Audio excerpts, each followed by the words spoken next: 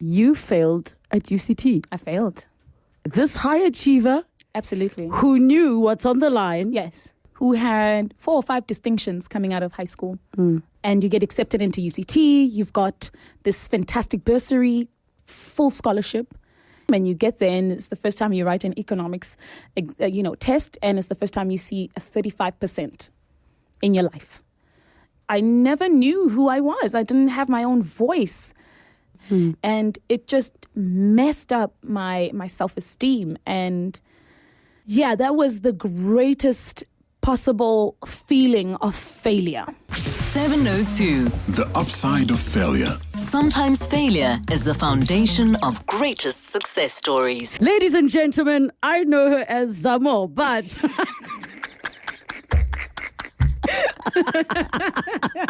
Right. television actress, internationally acclaimed, presenter, and executive producer. I mean, Nomzamo Mbatha's in the building. Firstly, thank you for waiting for me. To get better. Yes, And you are. I am better. Safe to say. Yesterday, when the tingle started in my throat, You're like, yesterday, not I was again. like, no, not today, Satan. This interview will happen. You're like, get thee behind me. Yes, but the reason it was meant to be, so Yeah. I told myself, even though I had already had access to the footage because I was working on something with all your teammates in promoting Shaka Ilembe that's sometime gorgeous. last year with the multi-choice showcase, yes, right? yes. And I was like, yeah, but I want to still enjoy it by myself, as just a person, I want to enjoy, So then I said to my mom, Mama, please, I want a buddy to watch this with. Yeah. Can it be you? And then she kept every time we started playing, something happened. So it was meant to be because we finally, the 3 episodes. So you're we were like so literally sucked like in. you've got the shakes from the 3 episodes right now. Oh, okay. And I have to just say that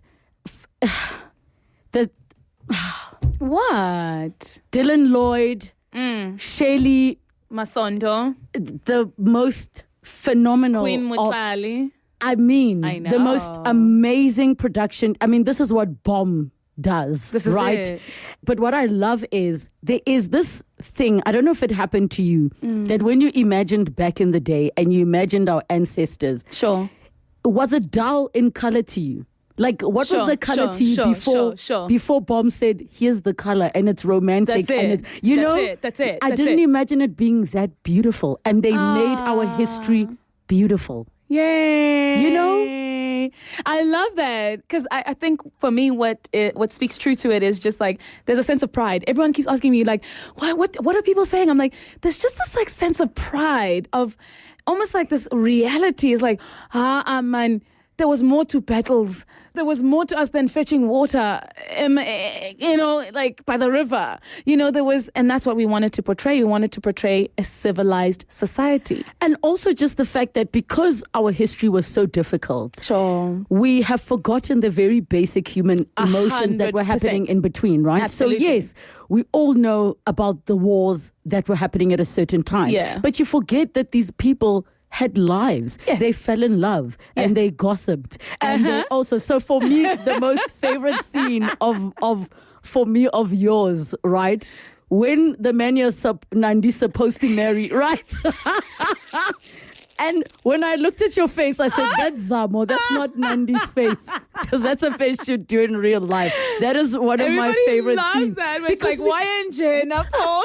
because we can all relate to that. And that's what I love about it is Yeah. it's made our history not just morbid and and linear. apartheid. Yes, Yeah. it's created. So it's nice to think, our ancestors were romantic and they were 100%. And women had autonomy. Somebody was even when Nandi's mother is telling her, it's not up to you. This is Yes. about the kingdom and, forging relationships. And and she says, you will learn to love him. She could be speaking about herself. Because she too could have wanted choice, And there's 2 girls and who you are are living. triggering her. And then there's Unandi no Pirile, and they're getting about girly stuff, So we really wanted to portray a very colorful world rather than a linear, approach to to our history, to who we were. And, it's beautiful to see how people are affected by it. I love it when people are affected by television. It's like my favorite thing. I'm just like, yay. So when we're laughing, you're laughing. When you're upset, you're upset. Yes. When we're in love, you're in love. And for me, I mean, you and I could speak for hours just about the production design, the soundtrack, and just the layers of what Philip Miller, Mbuso called. We could have talked for hours about that. 100%. But I'm sitting and I was thinking to myself, I have moments where I fantasize about being a Zulu wife, ne? And then, hey, yay, ready. The Zulu man. And I'm like, ready. Take me now. It is so stunning, and I'm so proud of this work for the industry, for the continent. Sure. I cannot wait for the international awards to come flooding in, and we know it was a labor of love, years in the making. But I want to pause Shaka Ilembe for a moment. Really? No, we must talk real life. Let's talk real life. When Nomzamo Mbatha was growing up, I'm assuming from our personal interaction that there's a A-type personality in there, right? Yes, very much so. So, 5-year-old Zamo, what was failure to you? What was your understanding of what failure is? And how did it manifest itself in how it was treated in the home? Oh my goodness. Failure probably looked like speaking my mind at the time. Being disrespectful? Yeah, because it's labeled as disrespectful, right? It's questioning. Why? If why ngifakwa phandle? What does it mean? I don't know if I want it. Yes. And it's like, you don't get to say you don't want it. This is how things are done. But I think I was also a very independent child. So I was Miss Goody Two Shoes. I always towed the line. I pleased everyone a lot. And I was an overachiever, right? I don't have early memories of 5-year-old Zamo, just in general. But I just remember in primary school and going into high school, just always a very much a high achiever. And I spoke my mind at school, but I had an independent life. My achievements were my own. My family didn't know all the stuff that I was doing at school. They didn't know Zamo was singing in the choir. What? She can sing? And they didn't know that Uzamo was, being asked to go and speak, public speaking. And Uzamo is being asked to, join youth parliament. Suddenly I need a passport, and it's like, why do you need a passport? You're 14 years old. Oh, I've been invited, by Save the Children to go to Kenya. Why? All my father knew was that I was getting my A's. It's 80s, 90s, and that's it. And that's all that mattered to him. But I guess, having a life outside of school was very much my own achievement. And I think that, and I was all about that. I loved being the A student. I loved that my teachers loved me. Not that I tried to behave. I was just a person who's always like very serious about her life. I'm a boys. What's that? They're going to be a distraction.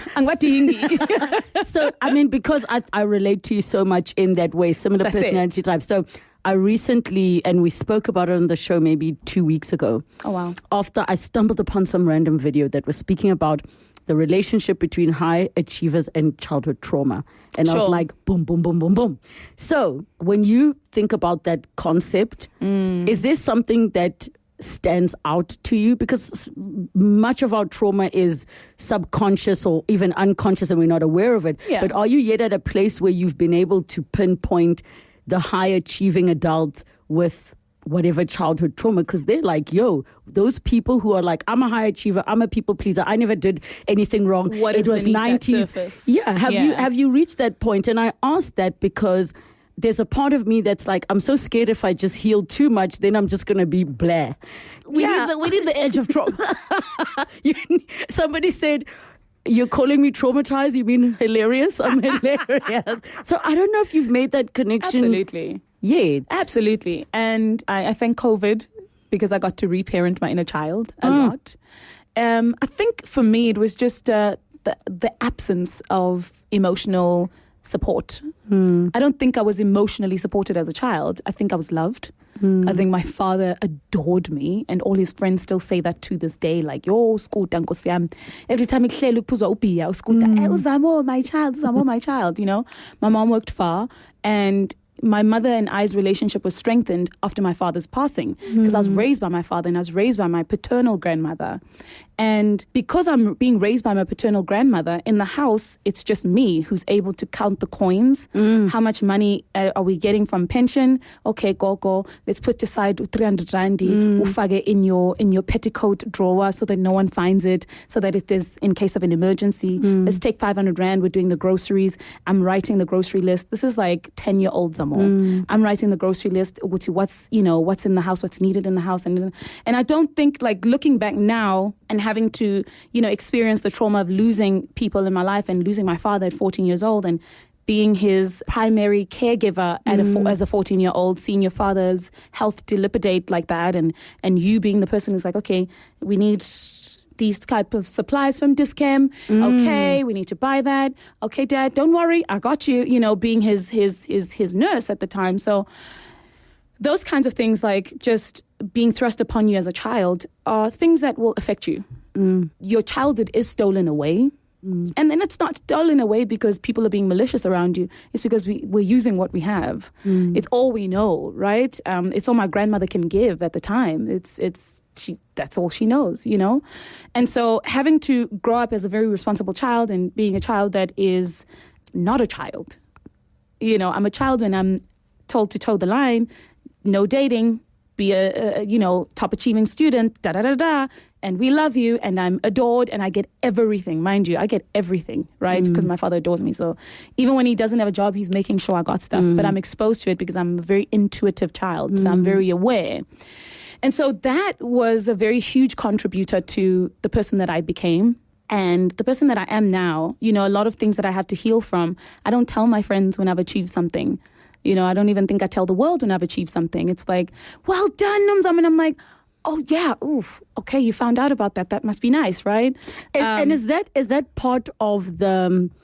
I don't want to automatically link it to imposter syndrome, because that can also be a little bit cliche, but I would even go a layer below the imposter syndrome, right? Because I think sometimes the imposter syndrome diminishes the part of... it's just they're going to find out I'm not that good, but opposed to, I don't deserve this. I don't think it's not a deserve this. It's always they're going to find out. What if I'm not? What if I'm not?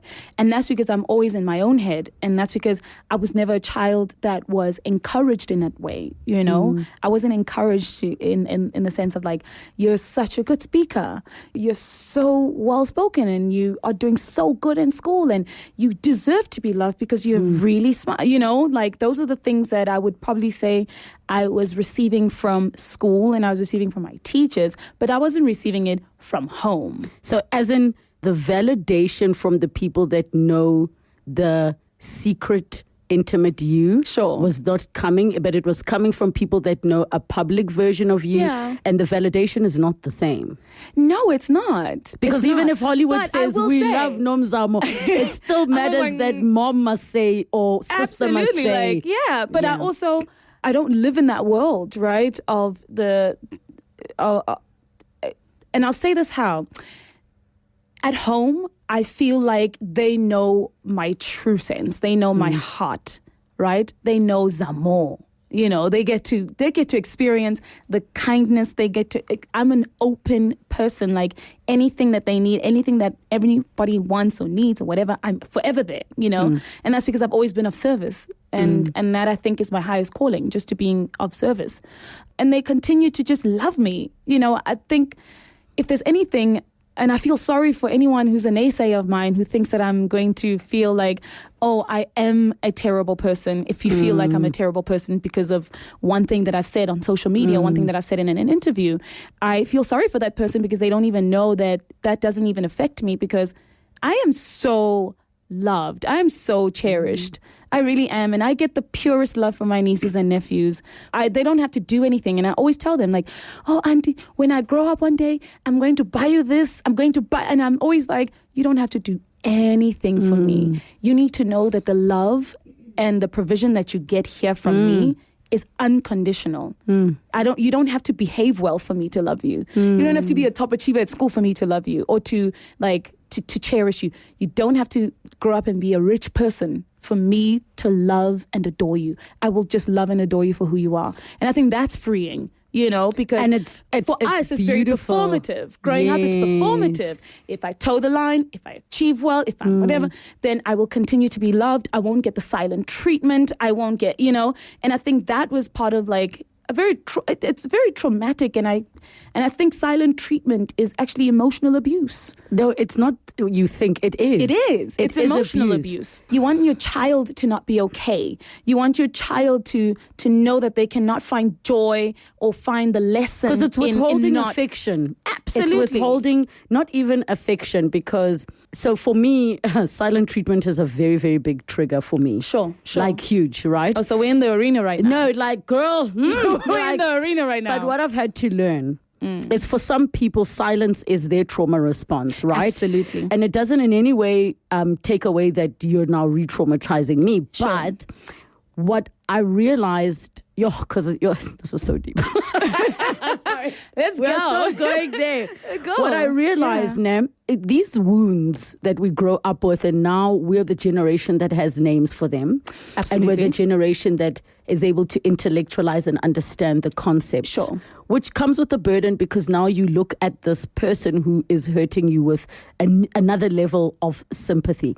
Now, what I find challenging, and maybe I must ask you, how do you find that balance of, for example, being able to know that I wasn't emotionally supported the way I needed to be growing up as a child, especially being a gifted child who needed to have a certain type of affection, but also having a very adult, loving relationship with the same person, where you're a public figure and you're saying this. How do you manage that part of recognizing everything that's happening, but at the same time, you have to sit with yourself and still deal with the triggers, and still deal with the healing journey, and still deal with doing the work of talking about it and intellectualizing is not actually going through it. Sure. You have to find the language for it, and when we find the language for it, I think that's the part where we're able to heal. And for me, what I've definitely done is to stand up for myself, because I don't think I did that for little Zamo. And so I have to. It is a necessity for me to stand up for myself. And in standing up for myself is speaking truth, that you don't get to, I love you, and I will always love you, and I will always be here for you, and I will always stand in the gap for you. But I also know that your cup does not overflow in the department that I need. So I can't ask anything that you don't have. Because there's a part in age, right, where we know all I'm doing is ushering you to the end with love. Because that's all you need. I've just got to usher you to the end with love. But I know that I'm not going to get anything that I need. What I'm going to fight for is just a little bit of respect. Because I too have to have a life. I can't live in fear. I can't interact with you from a point of fear. That part of my life is gone. That part of my life is gone. I lived it in a time when I shouldn't have had to live it, because I was a child. I didn't need that. And I've been a child even throughout my 20s, because that little girl comes out, right? And she's afraid and she can't stand up for herself. Before we go to news, I want you to tell me, how old is little Zamo how old is she now that you're currently reparenting? She's 13. She's 13. She's 13. How old was she when you started reparenting her? She's always been 13. She's always been 13. She's always been 13. 13 was the defining shift. And I watch it with my nieces and nephews, my babies, my girls. 13 is like that. And every time somebody says, my daughter's 13, you think, oh, good luck. Because they just become more aware. And it's a personality, and it's all that trauma of childhood comes, woof, and then there's the, oh my God, what am I experiencing in this time? And I think for me at 13, I had a lot of stuff that was going on. Nomzamo Mbatha, we're talking the upside of failure. Get your questions through 011 883 0702 in the WhatsApp line 072 702 1702. And of course, let us know how Shaka Ilembe has made you feel. The upside of failure, we're chatting to Nomzamo Mbatha, executive producer. Yes, put some respect on her name and her title. Actress who is internationally acclaimed and TV presenter. I never told you this. And I don't know why I didn't just message you. Yeah. But I literally was jumping on the couch and screaming. Why? When you finally appeared in Coming to America. I don't know why I didn't remember to be like, finally. Because, like that moment where, okay, our person's in this film, right? And you're waiting for the People scene. were so emotionally involved. They were like, my mom said the entire cinema, because there was a whole watch party that happened at Kiniko. She was like, as soon as you're Priya, you couldn't even hear anything. I will never, because it's just, it genuinely, every time you win, I feel like I've won. You know what I mean? Like, it is that feeling each and every time. Oh, that gives me joy. Yeah, and it's weird because I feel like there's two linear relationships where on the one hand I'm like, oh my gosh, I idolize her, but and also I can just WhatsApp her. You can WhatsApp me anytime. I know, but I still love having that feeling where I can be a fan of your work sure. and still I love that feeling. I absolutely love it. So I want to just take a track back. At some point, you grew up now being this high achiever and you become more conscious and aware. You start to find your own voice. You're speaking. Now you need a passport. At this point in your life, is the concept of failure still the same or has it adjusted? It's still the same, it's I think it probably has adjusted. Let me take that back. It has adjusted. It is now, what do I make of this new popularity, this newfound popularity? Does it define who I am? And if it defines who I am, what is my voice? And in what way do I place myself amongst my peers at school? Because now during class, Nomzamo, hi, Mr. Padiachi would like to see you in his office. Mr. Padiachi, yes. Principal. Hi, Mr. Padiachi. Oh, you've been invited again. And I'm like, of course, thank you. Yes. But I've also been always a team player. I've always wanted to see everybody win. So I continue to, galvanize and guys, we can do this. But I think also going home and now learning to invite my mom. My mom worked far and I'd be like, hey, there's going to be maybe 40,000 students at the Cricket Sahara Stadium. And I am going to be the program director and MC for the day. The premier of KZN is going to be there and kids from all over KZN. So you might want to be there. She misses school. She's there. And then there's SABC, yes. oh, okay, hey, the news would like to chat to you. So I go, hi, in my big blazer, yes. little girl. What you're wearing today. What I'm wearing today, okay. And walking away, mind you, after that big moment, you're not going in a car because your mom doesn't have a car. Your parents don't have a car. You're going in a taxi. So moving from that bigness of experience to a taxi or a bus, I think the paradox or just the two worlds colliding is something that will always never get lost on me. Is it humbling or is it sobering?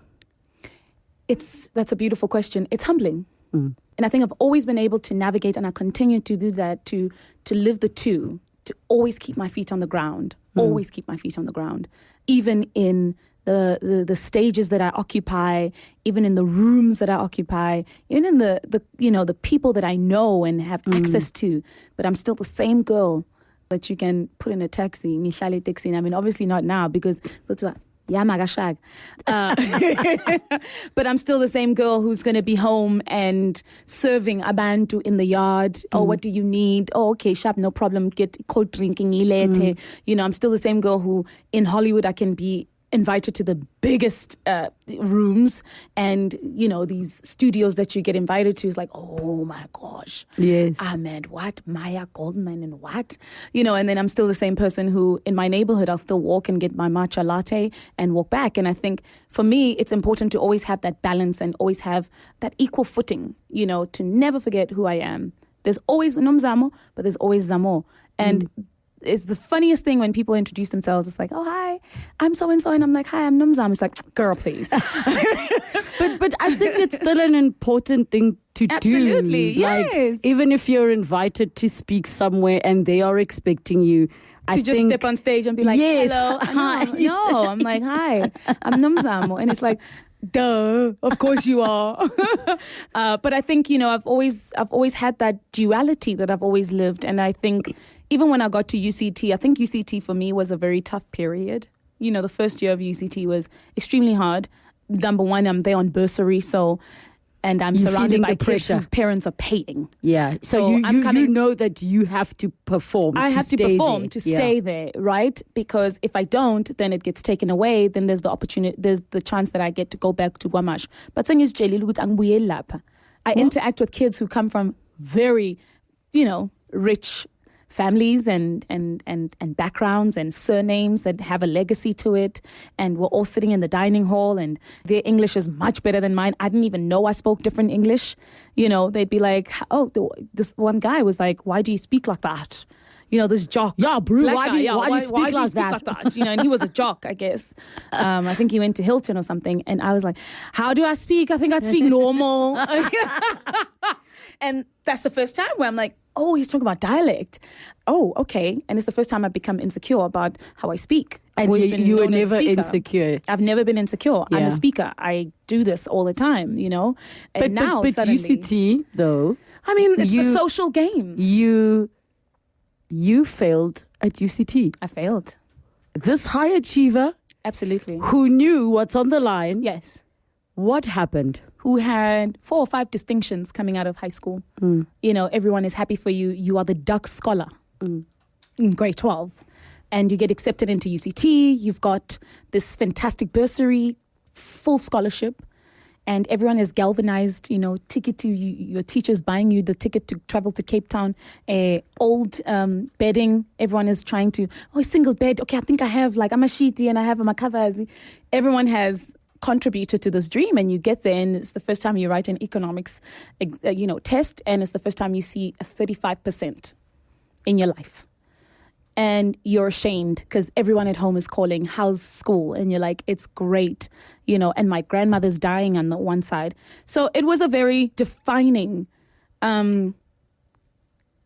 period of my life. And I say this all the time.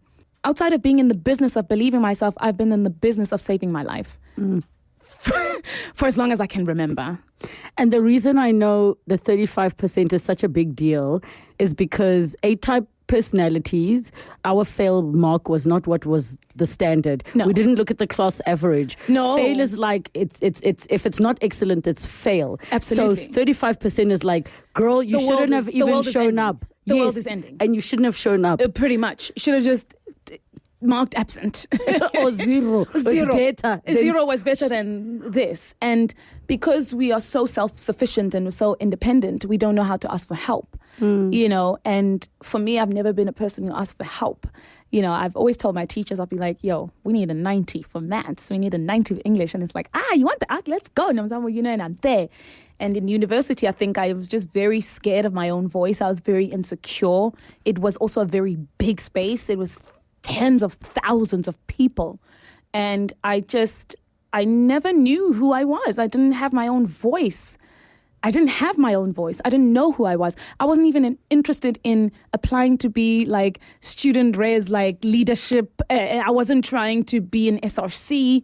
I was not. I was so completely swallowed in. And I think I had just lost my footing, and Kwamashu was no longer a safe space for me. My grandmother was no longer a safe space for me. I was in a foreign place, in a foreign land. And it just messed up my self-esteem. And that was the greatest possible feeling of failure. And I think you've articulated it so beautifully because it was a culmination of a whole lot of things all together. But I'm wondering if that Zamo who's trying to figure out who she is, the Zamo today, if we strip away every title, every academic, every career achievement, who is she? She is an aunt to amazing, amazing kids. She's a sister who has really amazing siblings. She's a thought leader, and she is a daughter, I guess, rooted in family. You know, that's all I've always known. And that's why I continue to invest in my family and invest in their success and education and businesses and whatever I can be able to do, because I know that that's always going to be my soft landing, you know. And it's not a perfect family. It doesn't have perfect people, and it's not a perfect structure. But I think I have a feeling it's a much kinder space than the rest of the world. Let us take some calls before I keep you all to myself. We've got Refilwe in Kempton Park. Refilwe, how are you doing? Hi, ladies. It's Refilwe from the DA. I want to say to Nomzamo, I feel you. I'm also a UCT graduate, but I also failed economics in my first year. Oh, child. Let me tell you. Ecos 101. My fit. I was there in 1995, but let me tell you something, and I think you are an epitome of what it is. So am I today, and what I'm doing for the DA today. One failure is not a determination of your destination. Absolutely. Absolutely. And when I heard you say you failed economics, I resonated with that because I flunked it. With a father who's an agricultural economist, a brother who's a construction economist. I thought it was in the genes. Wow. And I went and flunked it at UCT. So I know that. But you look at how far you've come. And I also look at how far I've come and the work I'm doing now for South Africa. One failure is a learning curve, but it does not determine your destination. And I'm proud of what you've been able to achieve. Thank you. Thanks for making me laugh, because I was actually laughing at myself. Yeah. And you almost you put a ruler because you think it's somebody else's mark. You're like, hey, let me put a ruler. Make sure no one's around me. Oh God, is that my student number? Double check. I'm a fit. There's some wonderful messages. Yvonne in Riverside says, I love Nomzamo. I love her so much. I have nothing to say to her except that she's loved by us too. Yay. Hello, Miss Nomzamo. I want to study fashion and live overseas, and I'm scared that when I get there, I'll end up alone and failing. How did you decide to make the move, and what factors went into that decision? Oh, that's a tough one. But it's not an easy journey.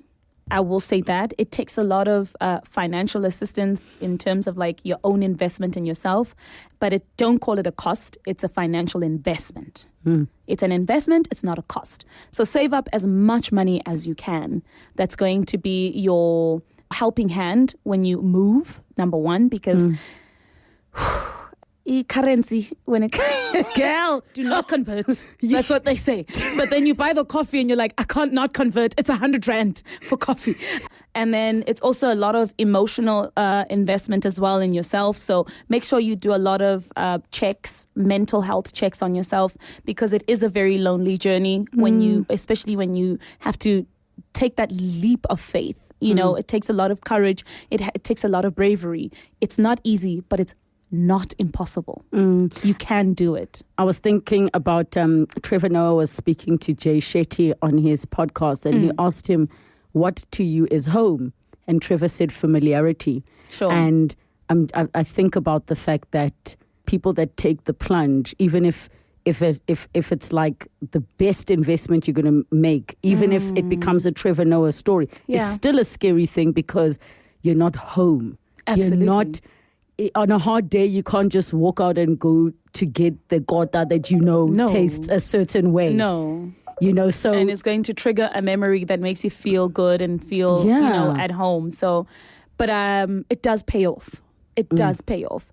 Even if it's not the success story of I got a big deal, even if it's not that, but what you learn when you are outside of familiar grounds is something that no one can ever take away from you. I'm a better conversationalist now that I'm in there, because those Americans, they know how to talk, child.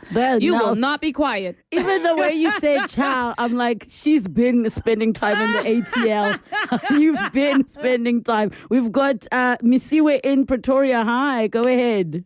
Hi, good afternoon. Relebogile. Hi. Nomzamo, I don't have a question. I just want to make a comment about the Shaka Ilembe series. I am enamored. I am obsessed. Come on now.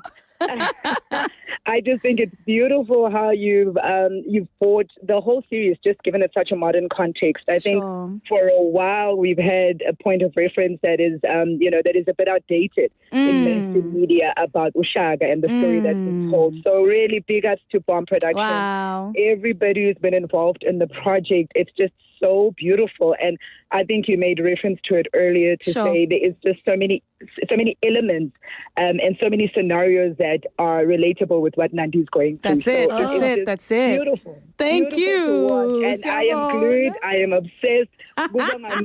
There's no better time to be Zulu than now. That's what, you know what? Bayat the dog. There we go, Bayat the dog. Oh, thank you. James in Redeport, go ahead. Hi there, thank you for taking my call. Nomza, Hi, James. I enjoyed listening to you so much. I wish I could listen to you for the whole afternoon. I wish I could figure out how a young girl who is too independent to ask for help can come up with the unique ways of how you did life up until now. I think it is amazing.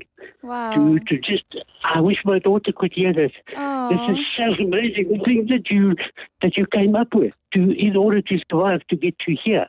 Sure. You can be so proud of yourself. I enjoyed this. Thank you. James, listen, the podcast will be available. We're shooting, so we'll also have it up on YouTube. Please make sure you share it with all of your daughters. Yeah, that more blesses messages. My heart. Thank you, James. Nomzamo, we love you. You're a strong black woman, a caliber that is fused with usiko and black excellence. Come on, somebody. That contends with neoliberal society and yet bends it in the direction of our forefathers. That's from Sakumzi Masego. Wow. Oh my word, you have the most humblest and sweetest and kindest human being in studio. I love Nomzamo. Another one says, I absolutely love Noms. Everybody's saying love. Another person saying, also graduated at UCT. Yo, I have a story to tell. Don't we all, Bafeti? Yo. We've got a voice note or two.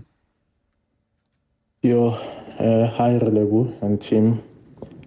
Yo, Uzama is gonna make me cry.